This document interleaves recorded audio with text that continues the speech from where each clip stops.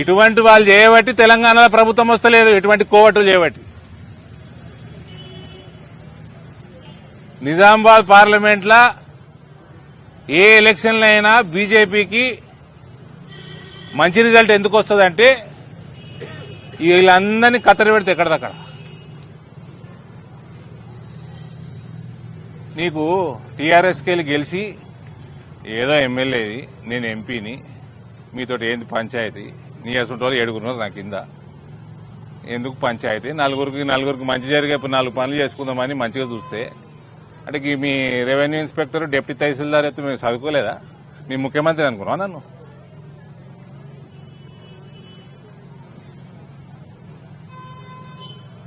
నీకు ఈ మేడం చూసి నేర్చుకోవా? నేను ఆ మేడంని రమ్మన్నా, జాయిన్ కామన్నా. నేను చెప్పినాక నన్ను కూడా సతాయించింది మా చెల్లె. సతాయించి 3-4 నెలలు ఆలోచన చేసి, 6 నెలలు ఆలోచన చేసి, ఏ రోజైతే నిర్ణయం చేసుకుందో భారతీయ జనతా పార్టీ కండువ కప్పుకోవాలన్నప్పుడు రాజీనామా చేసింది.